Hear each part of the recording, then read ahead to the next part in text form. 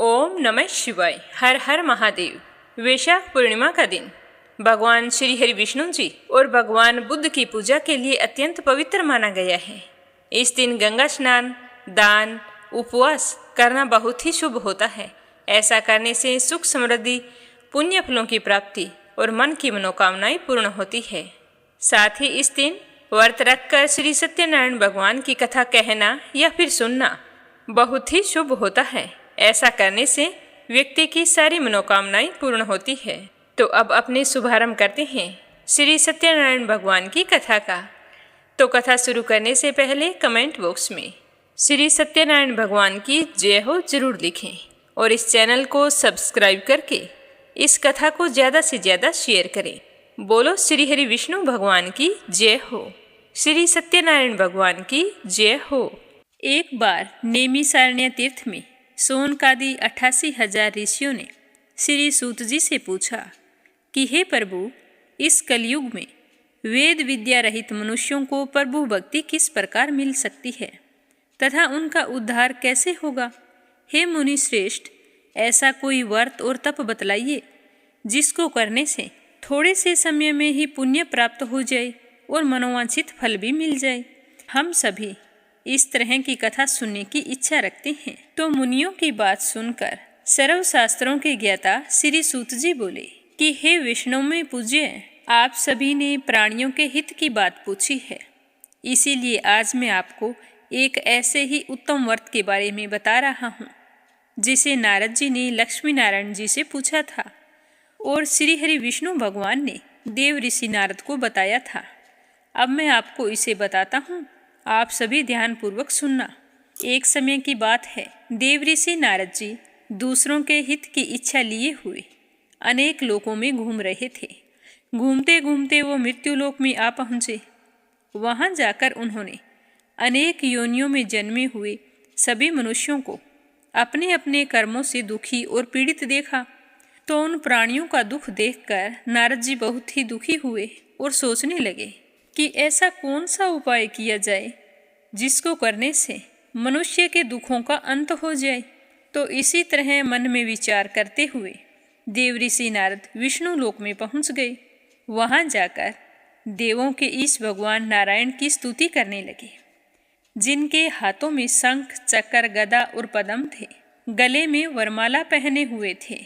स्तुति करने के बाद में देव ऋषि नारद कहने लगे कि हे विष्णु भगवान, आप अत्यंत शक्ति से संपन्न हैं। मन तथा वाणी भी आपको पा नहीं सकती है। आपका आदि, मध्य तथा अंत नहीं है। निर्गुण स्वरूप सृष्टि के कारण भक्तों के दुखों को दूर करने वाले आपको मेरा नमस्कार है। तो नारद की स्तुति सुनकर विष्णु भगवान बहुत ही प्रसन्न हुए और कहने लगे कि हे मुनि श्रेष्ठ, आपके मन में क्या बात है? आज आप किस काम के लिए पधारे हैं? आज मैं आपसे बहुत ही खुश हूँ। आप निसंकोच होकर कहिए कि किस काम के लिए आपका आगमन हुआ है। तो यह सुनकर नारद मुनि बहुत ही खुश हुए और कहने लगे कि नारायण नारायण, कि हे भगवान, आज मैं मृत्युलोक में गया था। वहाँ अनेक योनियों में जन्मे हुए लोगों को अपने अपने कर्मों के द्वारा दुख भोगते हुए देख कर आया हूँ। मुझे उन्हें देखकर बहुत ही दुख हुआ है।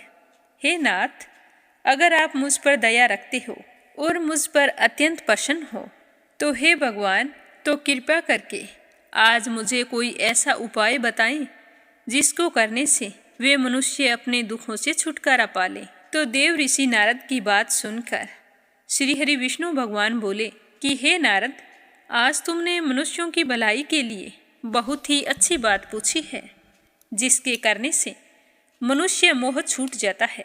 वह बात मैं कहता हूँ, तो मुझे सुनो। स्वर्ग लोक और मृत्यु लोक दोनों में एक दुर्लभ उत्तम व्रत है जो पुण्य फल देने वाला है।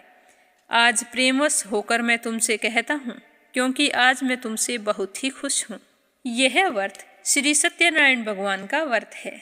श्री सत्यनारायण भगवान का व्रत जो मनुष्य पूरी श्रद्धा भाव से करता है, वह अपने जीवन के समस्त सुखों का भोग करता हुआ मरने पर मोक्ष को पाता है।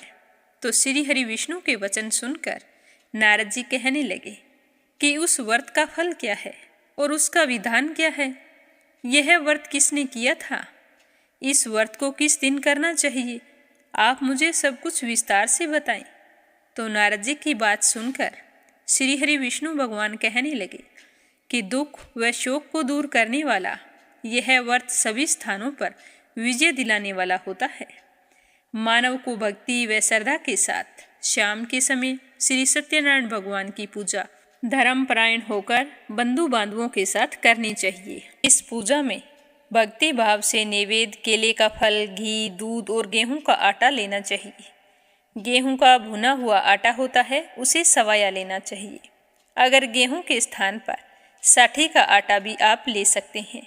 शक्कर तथा गुड़ लेकर सभी भक्षण योग्य पदार्थों को मिलाकर भगवान को भोग लगाएं और भगवान से प्रार्थना करें कि हे भगवान, आज मैंने अपने सामर्थ्य अनुसार आपको यह भोग अर्पित किया है, उसे स्वीकार करें। उसके बाद ब्राह्मणों सहित बंधु बांधवों को भोजन करवाएं, फिर स्वयं भोजन करें। भजन कीर्तन के साथ भगवान की भक्ति में लीन हो जाएं। इस तरह से सत्यनारायण भगवान का यह व्रत करने पर मनुष्य की सारी इच्छाएं निश्चित रूप से पूरी हो जाती है। इस कली काल में मृत्युलोक में मोक्ष पाने का यही एक सरल उपाय है। सूत जी कहने लगे कि इस तरह विष्णु भगवान ने देव ऋषि नारद को सत्यनारायण व्रत के बारे में बताया था। हे ऋषियों, जिसने पहले समय में इस व्रत को किया था उसका इतिहास मैं तुम्हें सुनाता हूँ, ध्यानपूर्वक सुनना। यह कहकर सूत जी ऋषियों को एक कहानी सुनाने लगे कि सुंदर काशीपुरी नगरी में एक निर्धन ब्राह्मण रहता था। भूख प्यास से परेशान वह धरती पर घूमता रहता था। जब इस तरह उसे परेशान देखा तो ब्राह्मणों से प्रेम करने वाले विष्णु भगवान ने एक दिन ब्राह्मण का वेश बनाया और उसके पास जा पहुँचे और जाकर कहने लगे कि हे ब्राह्मण, नित्य दुखी होकर तुम पृथ्वी पर क्यों घूमते रहते हो। तो वह दीन ब्राह्मण कहने लगा कि हे महाराज, मैं तो निर्धन ब्राह्मण हूँ, भिक्षा के लिए प्रतिदिन धरती पर घूमता रहता हूँ। हे भगवान, यदि आप इसका कोई उपाय जानते हो तो मुझे बतलाइए। तो उस निर्धन ब्राह्मण की बात सुनकर वह बूढ़ा ब्राह्मण कहने लगा कि तुम श्री सत्यनारायण भगवान का व्रत करो। श्री सत्यनारायण भगवान मनोवांछित फल देने वाले हैं, इसीलिए तुम उनका पूजन करो। इसे करने से मनुष्य सभी दुखों से मुक्त हो जाता है। तो वृद्ध ब्राह्मण बनकर आए सत्यनारायण भगवान ने उस निर्धन ब्राह्मण को व्रत का सारा विधान बतलाया और फिर वहाँ से अंतर्ध्यान हो गए। तो ब्राह्मण ने मन ही मन निश्चय किया था कि जिस व्रत के बारे में यह बूढ़ा बाबा बता कर गया है, मैं उस व्रत को अवश्य करूँगा। मुझे विश्वास है कि मेरी गरीबी जरूर दूर हो जाएगी। तो इस तरह निश्चय करने के बाद उसे रात में नींद भी नहीं आई। फिर वह ब्राह्मण सुबह जल्दी उठा और भिक्षा के लिए चला गया। उस दिन निर्धन ब्राह्मण को भिक्षा में बहुत सारा धन मिला, जिससे उसने सत्यनारायण पूजा की सामग्री खरीदी और अपने बंधु बांधवों को बुलाकर उन सब के साथ मिलकर प्रसन्नचित मन से सत्यनारायण भगवान का व्रत संपन्न किया। भगवान सत्यनारायण का व्रत करने से वह निर्धन ब्राह्मण सभी दुखों से छूट गया और अनेक प्रकार की संपत्तियों से युक्त हो गया। उसके बाद वह ब्राह्मण हर महीने इस व्रत को करने लगा। फिर वह अपने जीवन के समस्त सुखों का भोग करता हुआ अंत में मोक्ष धाम को गया। इस तरह जो भी मनुष्य सत्यनारायण भगवान के व्रत को करता है वह सभी प्रकार के पापों से छूटकर मोक्ष को प्राप्त होता है। फिर सूत जी कहने लगे कि इस तरह से नारद जी से नारायण जी का कहा हुआ श्री सत्यनारायण व्रत मैंने तुमसे कहा है। हे विप्रो, अब मैं तुम्हें और क्या कहूँ। तो ऋषि बोले कि हे मुनिवर, संसार में उस विपर से सुनकर किस किसने इस व्रत को किया था, आज हम वो भी सुनना चाहते हैं। इसके लिए हमारे मन में पूरे श्रद्धा भाव है। तो सूत जी कहने लगे कि हे मुनियों, जिसने इस व्रत को किया वह सब सुनो। आज मैं तुम्हें विस्तार से बताता हूँ।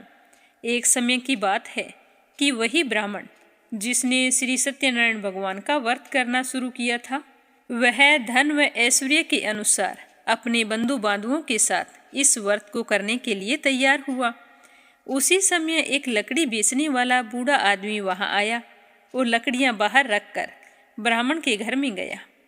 तो प्यास से दुखी वह लकड़हारा उस ब्राह्मण को व्रत करते हुए देखकर हाथ जोड़कर प्रणाम किया और फिर पूछने लगा कि हे ब्राह्मण देवता, आप यह क्या कर रहे हैं?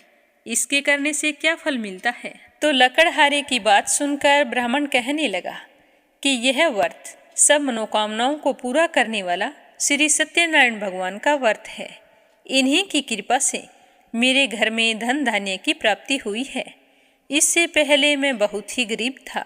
इस व्रत के बारे में मुझे एक बूढ़े बाबा ने बताया था, तभी से मैं इस व्रत को कर रहा हूँ। तो वह लकड़हारा कहने लगा कि हे ब्राह्मण देवता, आप मुझे भी इस व्रत की सारी विधि बतलाइए, मैं भी इस व्रत को करना चाहता हूँ। तो लकड़हारे की बात सुनकर उस ब्राह्मण ने लकड़हारे को व्रत की सारी विधि बतला दी।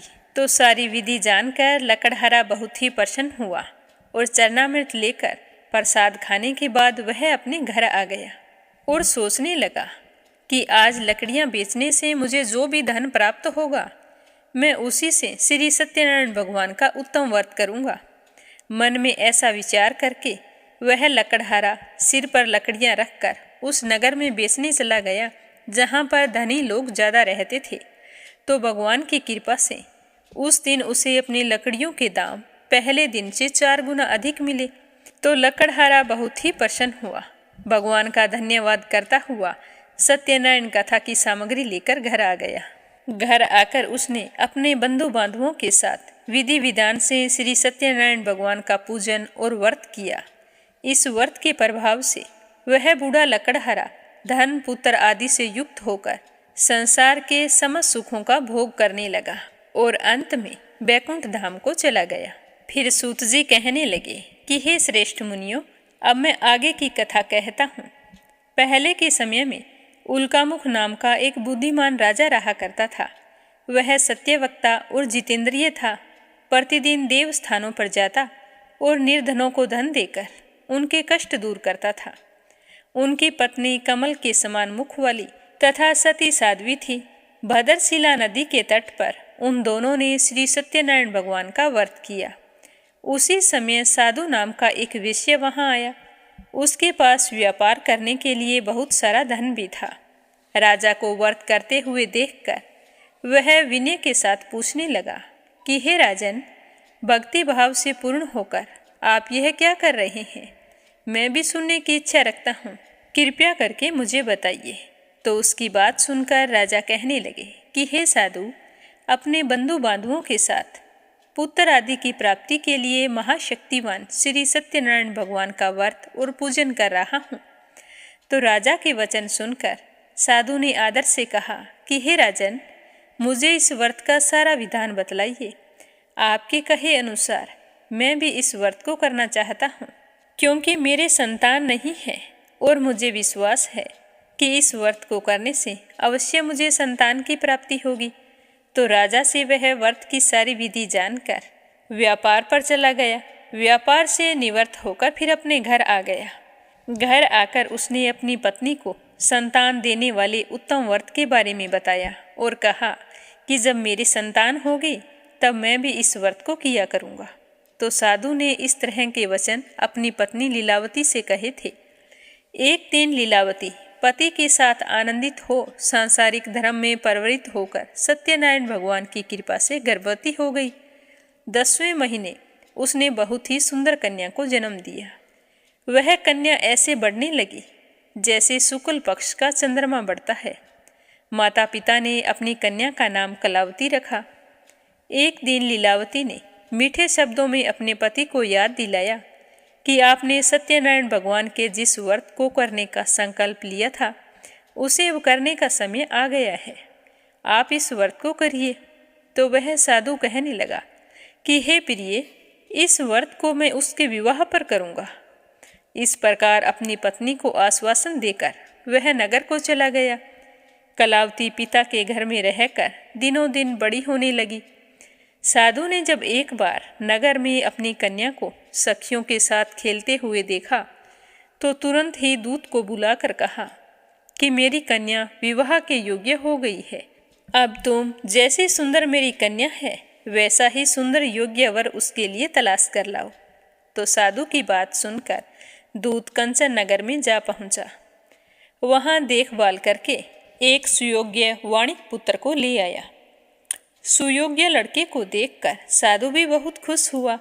उसने अपने बंधु बांधुओं को बुलाकर शुभ मुहूर्त देखकर अपनी पुत्री का विवाह कर दिया। लेकिन दुर्भाग्य की बात यह थी कि साधु ने अब भी श्री सत्यनारायण भगवान का व्रत नहीं किया। तो भगवान श्री सत्यनारायण उस पर क्रोधित हो गई और श्राप दे दिया कि हे साधु, तुझे दारुण दुख प्राप्त हो। साधु इस श्राप से अनजान था। वह अपने कार्य में कुशल था। तो वह अपने जमाई को लेकर समुंदर के पार स्थित दूसरे नगर में चला गया। वहां जाकर ससुर जवाई दोनों मिलकर चंद्रकेतु राजा के नगर में व्यापार करने लगे। एक दिन भगवान सत्यनारायण की माया से एक चोर राजा का धन चुराकर भागा जा रहा था। उसने राजा के सिपाहियों को अपना पीछा करते हुए देखा तो वह डर गया और उसने जो चुराया हुआ धन था उसे वहां छुपा दिया जहां साधु अपने जवाई के साथ ठहरा हुआ था और खुद वहां से भाग गया। राजा के सिपाही जब वहां पहुंचे और ससुर जवाई के पास वो धन पड़ा हुआ देखा तो उन्होंने समझा कि यह धन इन्हीं ने चुराया है। तो दोनों ससुर जवाई को बांधकर राजा के पास ले आए और खुश होकर कहने लगे कि राजन, हम 2 चोर पकड़ कर लाए हैं। अब आगे क्या करना है आदेश कीजिए। तो राजा ने कहा कि उन दोनों को कठिन कारावास में डाल दो और उनके पास जो धन है वो सारा छीन लो। तो श्री सत्यनारायण भगवान के श्राप से उन दोनों ससुर जवाई को जेल खाने में डाल दिया। अब दोनों बहुत ही दुखी थे। सोच रहे थे कि हमने ऐसे कौन से कर्म किए थे जिसकी वजह से आज हमें यह सब कुछ भुगतना पड़ रहा है। उधर साधु के घर पर साधु की पत्नी भी बड़ी दुखी हुई क्योंकि घर में जो धन रखा था उसे चोर चुरा कर ले गई। शारीरिक तथा मानसिक पीड़ा व भूख प्यास से बेहाल अन्न की चिंता में एक दिन कलावती एक ब्राह्मण के घर गई। वहां उसने श्री सत्यनारायण भगवान का व्रत होते हुए देखा तो वहीं पर बैठ गई, कथा सुनी और प्रसाद ग्रहण करके रात को घर आई। तो उसकी माँ पीछे चिंतित हो गई कि आज पता नहीं कलावती कहाँ चली गई। तो जब वो घर आई तो उससे पूछा कि हे पुत्री, तुम अब तक कहाँ थी, तेरे मन में क्या है। तो कलावती ने कहा कि हे माता, मेरे मन में कुछ भी नहीं है। मैं तो एक ब्राह्मण के घर गई थी। वहाँ श्री सत्यनारायण भगवान की कथा हो रही थी। उनके घर में सत्यनारायण भगवान का व्रत रखा गया था। तो मैं तो वहीं पर बैठकर कथा सुनने लगी। कथा समाप्त होते ही प्रसाद लेकर सीधे घर आई हूँ। तो कन्या के वचन सुनते ही लीलावती को उसी समय याद आ गया कि उसके पति ने श्री सत्यनारायण भगवान के व्रत का संकल्प किया था और आज तक उस व्रत को नहीं किया है। मुझे लगता है कि यह सब कुछ हमें सत्यनारायण भगवान का दोष लगा है। तो वह उसी समय भगवान के पूजन की तैयारी करने लगी। लीलावती ने अपने परिवार व बंधुओं सहित सत्यनारायण भगवान का पूजन किया और कहा कि हे भगवान, हमारी गलती क्षमा करो। मेरे पति आपके व्रत का संकल्प करके व्रत को करना भूल गए हैं, इसीलिए जाने अनजाने हमसे जो भी भूल हो गई है उन्हें क्षमा करो और वर दो कि मेरे पति और मेरा जवाई शीघ्र ही घर आ जाए। आज से मैं हर महीने आपका व्रत किया करूंगी। तो श्री सत्यनारायण भगवान लीलावती के दीन वचन सुनकर संतुष्ट हो गए और राजा चंद्रकेतु को सपने में दर्शन देकर कहा कि हे राजन, तुम उन दोनों विषयों को छोड़ दो और तुमने उनका जो भी धन लिया है उसे वापस कर दो। अगर तुमने ऐसा नहीं किया तो मैं तुम्हारा धन, राज्य और संतान सब कुछ नष्ट कर दूंगा। तो राजा को यह कहकर भगवान अंतर्ध्यान हो गए। सुबह होते ही राजा को अपने सपने के बारे में याद आई तो उन्होंने सभा में जाकर अपना सपना सुनाया और फिर कहा कि दोनों वाणिक पुत्रों को कैद से मुक्त करके मेरे पास लाओ। तो राजा की आज्ञा पाकर उन दोनों को सभा में लाया गया। तो दोनों ने आते ही बड़े ही प्रेम पूर्वक राजा को प्रणाम किया। तो राजा भी बड़ी मीठी वाणी में बोला कि हे महानुभावों, भाग्यवश ऐसा कठिन दुख तुम्हें प्राप्त हुआ है, लेकिन अब तुम्हें कोई भय नहीं है। ऐसा कहकर राजा ने उन दोनों को नए नए वस्त्र आभूषण पहनाए और उनसे जितना धन लिया था उससे दुगना धन वापस देकर उन दोनों को कैद से मुक्त कर दिया। तो दोनों ससुर जमाई बहुत ही खुश हुए और अपने घर की ओर चल पड़े। साधु वेश्या ने मंगलाचार करके अपनी यात्रा आरंभ की और अपने नगर की ओर चल दिए। जब वो थोड़ी ही दूर पहुँचे तो श्री सत्यनारायण भगवान भेष बदलकर उनके सामने आ गई और कहने लगे कि हे साधु, तेरी नाव में क्या है? तो यह सुनकर साधु वेश्या अभिमानवश कहने लगा कि हे दंडी, आप क्यों पूछ रहे हो? क्या आपकी धन लेने की इच्छा है? मेरी तो नाव में बेल और पत्ते भरे हुए हैं। तो वेश्या के कठोर वचन सुनकर भगवान कहने लगे कि तुम्हारा वचन सत्य हो। तो भगवान ऐसे वचन कहकर वहाँ से दूर चले गए और थोड़ी ही दूर जाकर समुद्र के किनारे बैठ गए। दंडी के भेष में आए भगवान के चले जाने के बाद में साधु वेश्या ने नित्य क्रिया करने के पश्चात जब अपनी नाव की तरफ देखा तो नाव तो ऊंची उठी हुई थी, तो उसे बड़ी ही हैरानी हुई। सोचने लगा कि नाव इतनी हल्की कैसे हो गई। जल्दी से नाव के पास आकर देखा तो नाव में तो सचमुच बेल और पत्ते भरे हुए थे, तो वह तो मूर्छित होकर जमीन पर गिर गया। थोड़ी देर बाद मूर्छा खुली तो वह अत्यंत शोक प्रकट करने लगा। तब उसका दामाद कहने लगा कि पिताजी, आप शोक न करें, यह तो दंडी का श्राप है। आपने अभिमानवश उनसे यही कहा था और उन्होंने तुम्हें कहा था कि तुम्हारे वचन सत्य हो, तो जैसा आपने कहा था वैसा ही हो गया। यह तो दंडी का श्राप है, इसीलिए हमें उनकी शरण में जाना चाहिए, तभी हमारी मनोकामना पूरी होगी। तो अपने दामाद की बात सुनकर दोनों ससुर जवाई दंडी के पास पहुँचे और वहाँ जाकर साधु वेश्या अत्यंत भक्तिभाव से नमस्कार करके कहने लगा कि मैंने आपसे जो असत्य वचन कहे थे उनके लिए मुझे क्षमा कर दे। ऐसा कहकर महान शोकातुर होकर जोर जोर से रोने लगे। तब दंडी भगवान बोले कि हे वाणिक पुत्र, मेरी आज्ञा से बार बार तुम्हें दुख प्राप्त हो रहा है। तू मेरी पूजा से विमुख हुआ है, तभी तो तुझे इतने कष्ट झेलने पड़ रहे हैं। तो साधु वेश्या कहने लगा कि हे भगवान, आपकी माया से ब्रह्मा आदि देवता भी आपके रूप को नहीं जान सकते, तब मैं अज्ञानी कैसे जान सकता हूँ। आप प्रसन्न होइए, अब मैं सामर्थ्य के अनुसार आपकी पूजा करूँगा। आप मेरी रक्षा करो और पहले के समान मेरी नौका में धन भर दो। तो साधु वेश्या के भक्तिपूर्वक वचन सुनकर भगवान प्रसन्न हुए और उसकी इच्छा अनुसार वरदान देकर अंतर्ध्यान हो गए। जब ससुर जमाई नाव के पास आए तो देखा कि नाव तो धन से परिपूर्ण थी। तो फिर वहीं पर साधु वेश्या अन्य साथियों के साथ सत्यनारायण भगवान की पूजा करने लगे। श्रद्धा भाव से पूजा की, प्रसाद बांटा और फिर अपने नगर को चल दिए। जब नगर के नज़दीक पहुँचे तो दूतों को अपने घर पर खबर करने के लिए भेज दिया। साधु वेश्या की आज्ञा पाकर दूत उनके घर गया और वहां जाकर उनकी पत्नी को प्रणाम करके कहा कि मालिक अपने दामाद सहित नगर के निकट आ गए हैं। तो दूत की बात सुनकर साधु की पत्नी लीलावती बहुत ही खुश हुई और हर्ष के साथ सत्यनारायण भगवान का पूजन किया। फिर अपनी पुत्री कलावती से कहा कि हे पुत्री, मैं अपने पति के दर्शन को जाती हूँ, तुम भी कार्य पूर्ण करके और पूजा पाठ करके आ जाना। तो माता के ऐसे वचन सुनकर कलावती तो बहुत ही खुश हुई और जल्दी जल्दी में प्रसाद को छोड़कर अपने पति से मिलने के लिए चली गई। तो प्रसाद की अवज्ञा के कारण श्री सत्यनारायण भगवान रुष्ट हो गए और नाव सहित उसके पति को पानी में डुबो दिया। जब कलावती वहां पर पहुंची पर उसे अपना पति दिखाई नहीं दिया तो वह बहुत ही दुखी हुई और रोती हुई जमीन पर गिर पड़ी।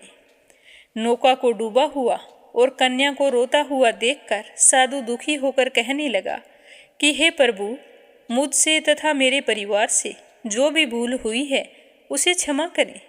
तो साधु के दीन वचन सुनकर श्री सत्यनारायण भगवान प्रसन्न हो गए और उसी समय आकाशवाणी हुई कि हे साधु, तेरी कन्या मेरे प्रसाद को छोड़कर आई है, इसीलिए उसका पति अदृश्य हुआ है। यदि वह घर जाकर प्रसाद खाकर लौटती है तो इसे इसका पति अवश्य मिलेगा।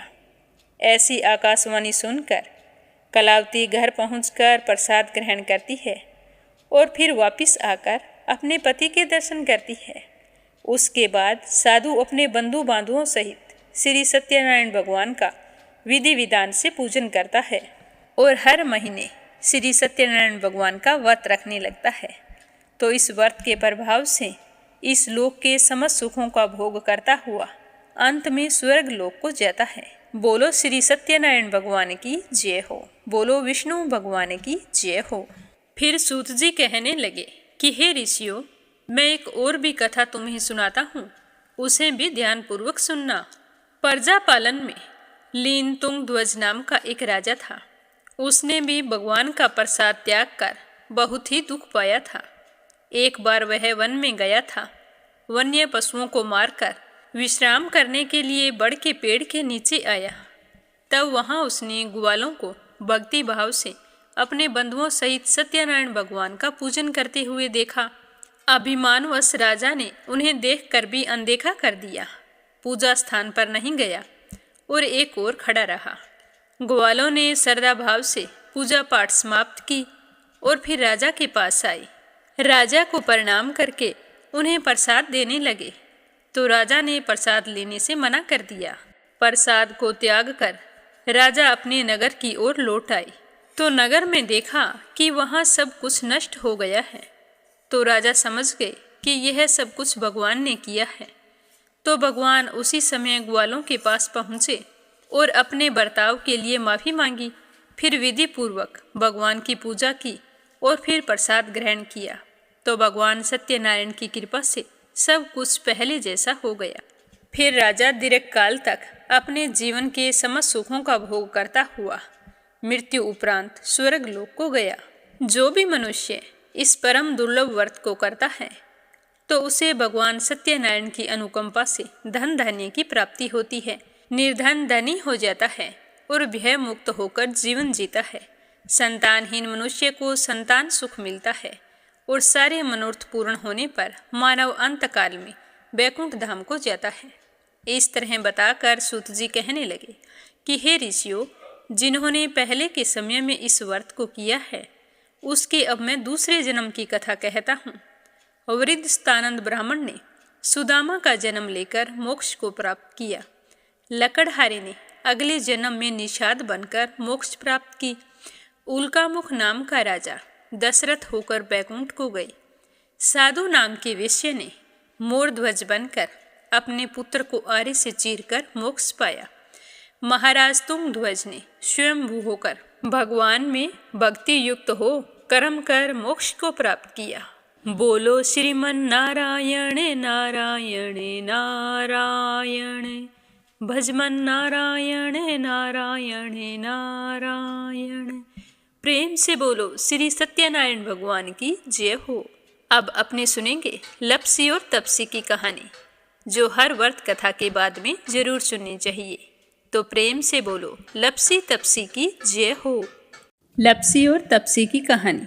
बोलो लप्सी तपसी की जय हो। प्राचीन समय की बात है। एक गांव में लप्सी और तपसी नाम के दो भाई रहा करते थे। तपसी हमेशा भगवान की सेवा में लीन रहता था, लेकिन लप्सी हमेशा सवा सेर लापसी बनाता, भगवान को भोग लगाकर फिर स्वयं भोजन कर लेता। दोनों भाइयों का यही नियम था। एक दिन दोनों भाइयों में बहस छिड़ गई कि कौन बड़ा है। तो लप्सी कहने लगा कि मैं बड़ा हूँ, क्योंकि मैं तो लापसी बनाकर भगवान को रोजाना भोग लगाता हूँ। मैं कभी भी भगवान को भूखा नहीं रहने देता। तो तपसी कहने लगा कि मैं बड़ा हूँ, क्योंकि मैं सारा दिन भगवान की तपस्या करता हूँ। तो इस तरह करते करते दोनों जोर जोर से लड़ने लगे। तभी वहाँ से नारद मुनि गुजर रहे थे। उन दोनों को लड़ते हुए देखा तो उनके पास आए और लड़ने का कारण पूछने लगे। तो तपसी कहने लगा कि हे देव ऋषि, आप ही बताइए कि कौन बड़ा है। मैं कहता हूँ कि मैं बड़ा हूँ। लप्सी इस बात को मानने के लिए तैयार नहीं है। ये कहता है कि मैं बड़ा हूँ। तो दोनों की बात सुनकर नारद मुनि कहने लगे कि मैं इसका फैसला तो कर दूंगा, लेकिन कल करूँगा। कल सुबह जल्दी आऊँगा और आपको बता दूंगा कि तुम दोनों में से कौन बड़ा है। तो अगली सुबह तपसी रोजाना की तरह नहा धोकर पूजा करने के लिए जा रहा था तो रास्ते में उसे 1.25 करोड़ की एक अंगूठी मिली जो नारद जी ने उसके आगे फेंकी थी।